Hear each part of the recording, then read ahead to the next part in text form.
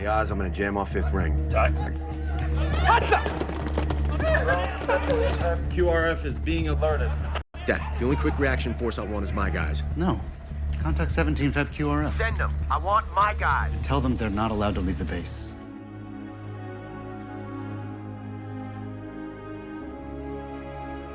And Ty, he didn't even want people to know that he was a Navy SEAL. So it's really not to honor him so much as to honor the thousands of people in the military that have done or would be willing to do exactly the same thing, which is no greater love has anyone than they lay down their life for their friends.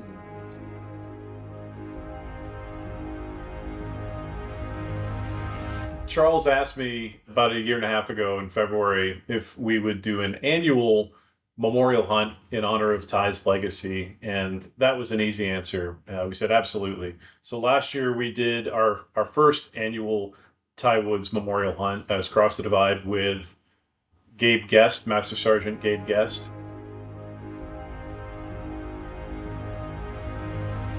This year we had the opportunity to do it with somebody that served with Ty, Toshiro Carrington, or Tosh Carrington. Kind of feel like I'm getting interrogator. Got to wear the right uniform, button up my top collar. I was in the Navy for 25 years, and I was in SEAL teams 23 years. Before that, I was in the Marine Corps Reserves, trying to figure out what I wanted to do. Did I want to do college, or did I want to go in the military? So I did both at the same time. Tosh Carrington was brought to Cross the Divide by one of our board members, actually. Through him, I got a hold of Tosh, talked to him about the hunt and the Ty Woods hunt. Just thought that, you know what, perfect fit for our third annual Ty Woods Memorial Hunt. I've been looking forward to this all year since I found out that Ty actually, served with Tosh before he retired. I met Ty in the short course 18 Delta. I think he was a couple classes ahead. He was getting ready to graduate as I was coming in after I graduated BUDS. I didn't see him for years. And then I was in his platoon. I was in Ty's last platoon as a SEAL. He was one of my best chiefs.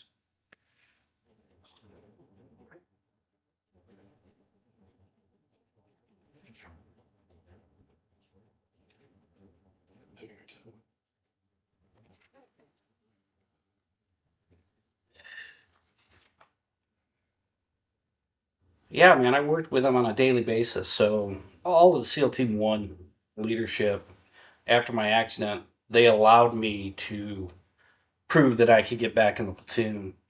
So, and Ty was totally supportive of it.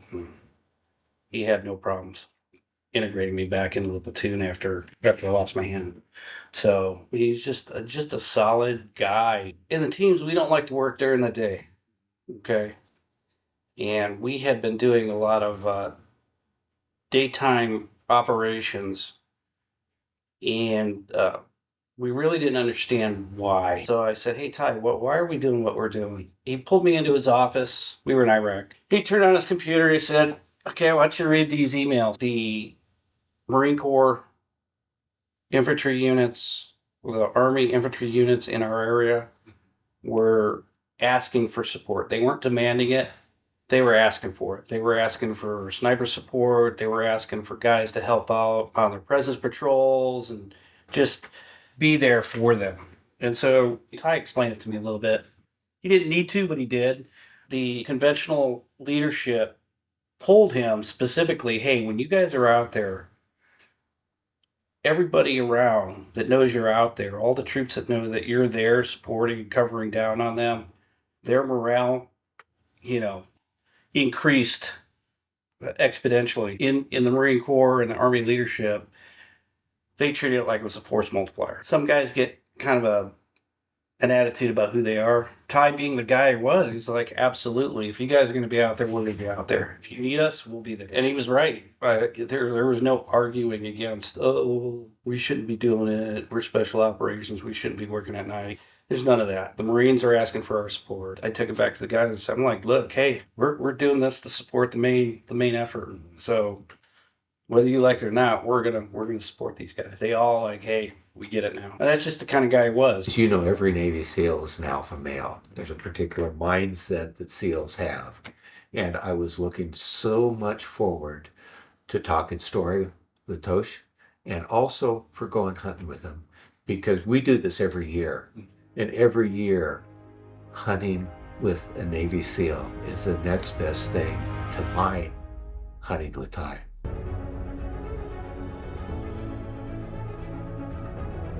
I mean, every hunt is different. This year's hunt was no different that way in that it was unique. Let me give you the background of what happened. Okay. So Tosh, his wife Erica, son Asher were able to make the trip up to Wallowa County and take part in this hunt. Well, everything was great. Everybody was supportive and kept me informed of what's going on. Andy, he's our guide over here. He knows where every elk is on the 10,000 acres that we were hunting on. Part of the deal to get them out here was the fact that Tosh had to be back to work in San Diego on Monday morning. So they had to leave from Wallowa County Sunday morning. When they were originally supposed to arrive was early Thursday afternoon, which would have given us time to go out and dial in rifles, check zeros, all that. We got in late because of the flight. Which gave us 2 days to go out and take a bull with 7 people on a hunt. And he said there's only one small herd this year that had one nice bull in it, because basically there was so much green grass up in the timber. That's where all the elk are. They have no reason to come back down here. Got a night of rest. So in the morning we went. We spent an hour checking rifles, checking zeros. Got a little bit of trigger time. Allowed me to get my son in there, get some trigger time. Pull through that trigger. Good follow through. We were running a little behind what I usually like to run as far as going out and finding elk and just checking where they're usually at daylight. But we were able to get on a herd that first morning.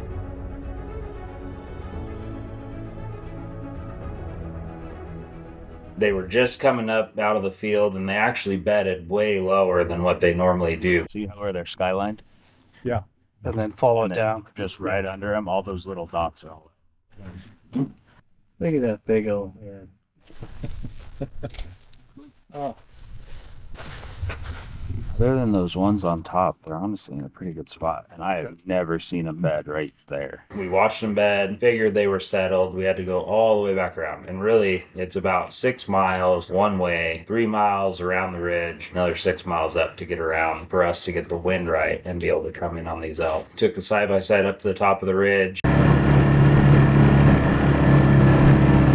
We walked in probably a little over a mile down the ridge that they were bedded on, taking our time really because the wind was shifty. By the time we got down there, we had the wind great, and these elk were just kind of spread out. So we, again, took our time getting in there. I figured they were going to get up and move back towards us at some point, just as they were super low, and they rarely bed as low as they do. We got set up in these rocks, kind of rims, and waited. After about 30 minutes, these elk came up.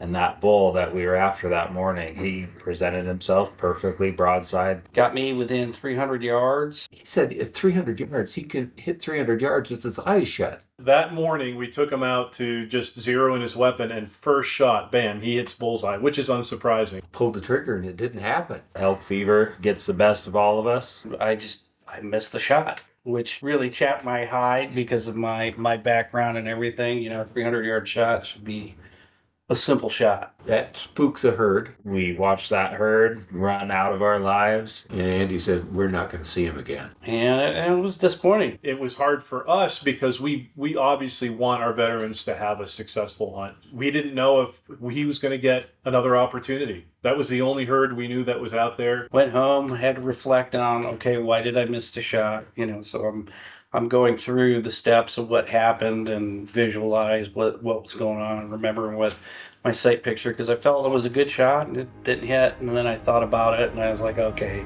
this is what I did. And I concentrated on that.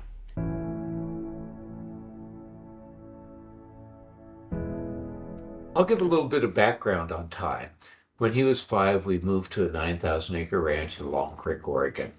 And that was one of the things that made him a SEAL, because when he was like 5 years old, he'd be gone all day with either his single-shot .22 and a box of shells or his BB gun shooting ground squirrels. And so First time I ever took him deer hunting, he was 5 years old, and he was going all day long. And so he grew up, just hunting was a natural thing. And so we did quite a bit of that. And what a lot of people don't realize is that there's a tie-in between elk hunting and, unfortunately, his death in Benghazi. The last conversation that I had with him was right before he left.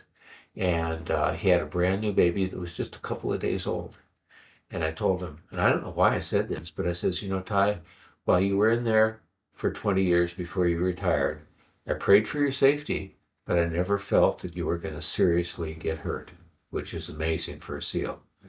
I says, but this time it's completely different. If there's any way you can get out of this, do it. He says, well, Dad, don't worry. The people I'm working for, I can't tell you who they are, but they don't like to lose anyone.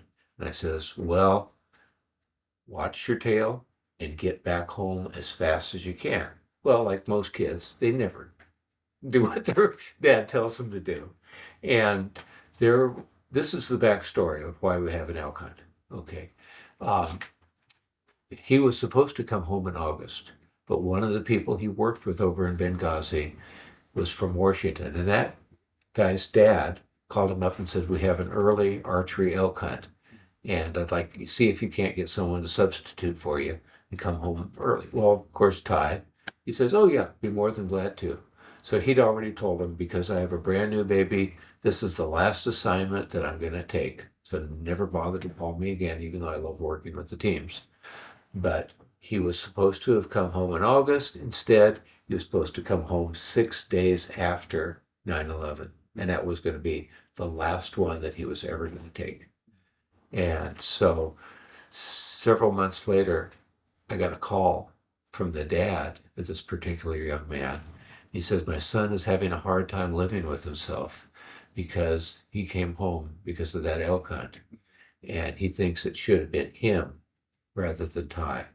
And I told the dad, I said, just tell your son this, that John chapter 10, it says, not one sparrow falls to the ground outside of God's will. In other words, not even one sparrow that's not worth much, one copper coin, doesn't die outside of God's will. And how much more important are we? And I told him it was Ty's time to go home. God knew a long time ago the date that Ty was supposed to be born and the date that he was supposed to go home. So tell your son it was Ty's time to go home, not his. And I really wish he'd given me, or I'd gotten his phone number so I could have called his son. But, that's one of the reasons that we're doing this.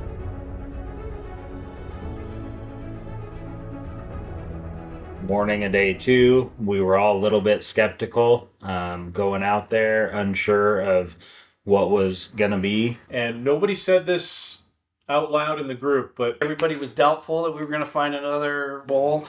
Hey, it says in James, you have not because you ask not. So we prayed for a miracle, that God somehow or another would send some elk in there with a nice big bull. we got out there as soon as Andy stopped in this primo spot to kind of glass the hills. We step out and immediately we heard a bull Bugling from about a mile away. Andrew got all excited. He's like, And I just came alive at that point. I knew that something special was going to happen that day. We knew it was game on. We got the spotting scope out, started glassing, looking, seeing cows, calves, and then this bull steps out of the fog, and we knew that's the one that we were going to go after. So we did the same thing this morning, got all the way around them, came up, got the wind right, had an idea where they were going to be at, and I thought that they were going to be higher than they actually were. So we were making a move on this high rim that I figured they might be bedded under. And as we were sliding in there, I looked underneath us and there was a little bull bedded a couple 100 yards away that was watching us. He knew he had us pegged. I told Charles and Mo and everybody else that was there, hey, just sit tight. And I took Tosh and Asher in. We just hunkered over and tried to get around this bluff. Again, he got me within 300. I think it was like 324 or something like that. By the time I looked again, the bull was standing up, fully aware that something was going on. We were getting ready to get a shot at him. The next chance I had to pop over that bluff, I looked again, And here's this Beautiful bull, this 6x7. that we heard bugling going up to chase that little bull off. He came up, we got Tosh set. Tosh wasn't going to make the same mistake twice.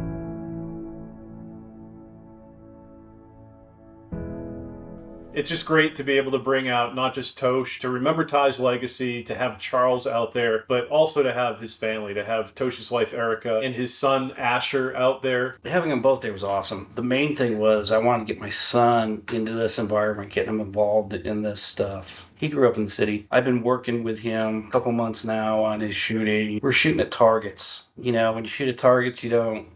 So getting him into the environment and feeling it and seeing, you know, the mountains and the smells, you know, just being in the environment, the humping up the hills and moving through the terrain and all that other stuff. Just to do that for a real target. Every shot matters that you make, and just for him to experience that, I want him to experience that. I really did this for him. It just turned out the way it did. He's definitely excited about it now, and he wants to come up and do this himself. A lot of veterans get to go on trips individually and go heal themselves at these different places. But they're part of a family system, and not only is the family just as important because they've sacrificed a lot too over the years, and they're living this life together with the veteran. But really, if we take somebody out of that family system and we give them a good experience, if they go right back into that family system, sometimes things just don't click. We're able to bring these families out and, I mean, really put them through a little bit of a grind. I mean, hiking, crawling, climbing. It's so much more powerful when the system as a whole elevates its level of addressing some of life's challenges. A family unit doing that together, it just builds a bond, especially when it's their first experience doing something together, like hunting elk, which Tosh and his family have never done before. He's not just going back into the family with this experience and with really no ability to kind of connect the dots, but they've had this together and they're going back together with this rich experience and just finds joy. Sometimes just starts redefining the narrative in a positive way together. It's so much more powerful.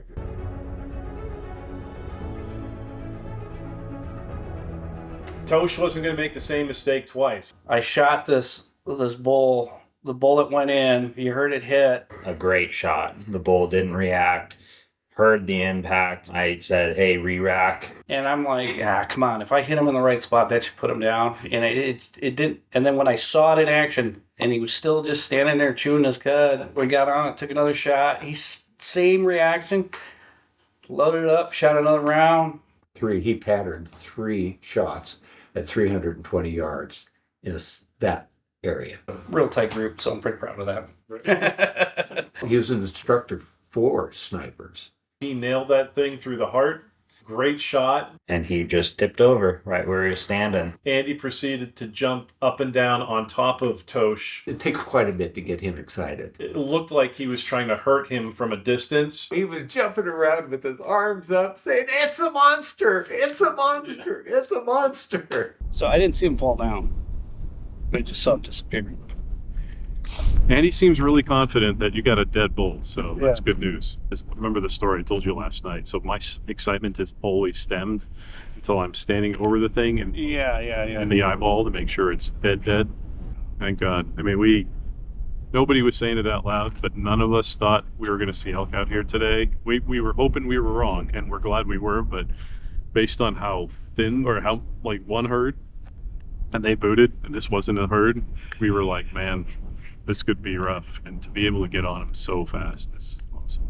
And nice shot. I heard you shout, "I got him! That was Andy. Oh, that was Andy? That wasn't you?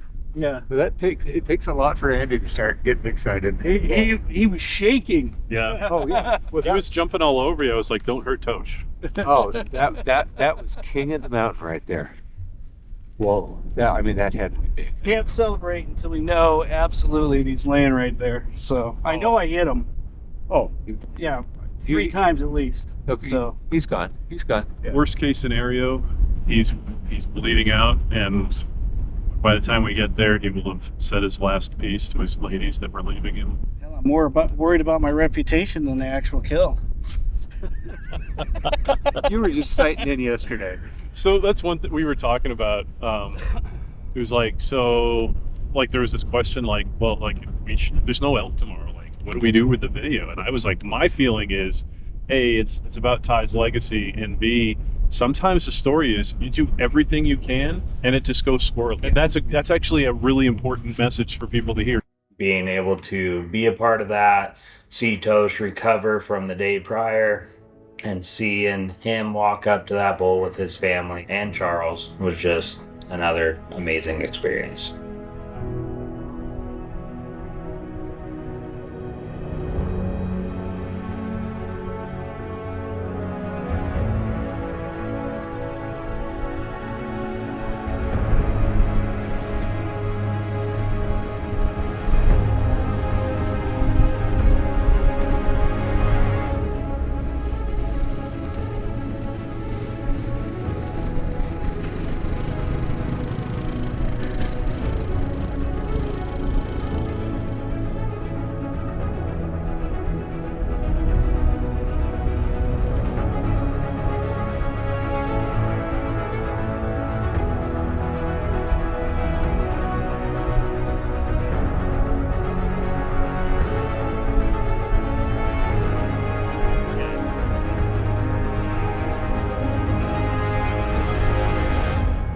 They love it. It's nice to meet you.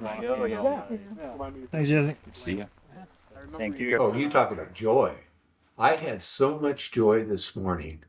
I was just alive. We prayed for a miracle, that God somehow or another would send some elk in there with a nice big bull. We didn't have just a big bull.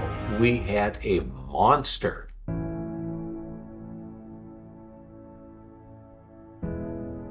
And Ty, just 2 weeks ago, that was 9/11. And it went through my mind, today is the day that Ty would have been fighting for his life. I kind of reliving it in my mind. And then I started thinking, no, Ty was not fighting for his life. He was fighting for the lives of the people that he was with, the 30 people in the same building underneath him while he was on the roof.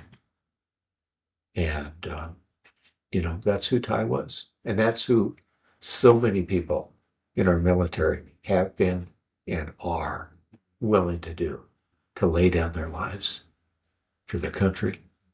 And anyway, so that's what it's all about. He doesn't want to be a hero, never wanted people to even know he was a SEAL. But I'm sure that there are lots of people that have been inspired by his life and by his death. And the thing is, we only get to die once. So if you're going to die, make your death count. I can think of one person who made his death count. That's Jesus Christ.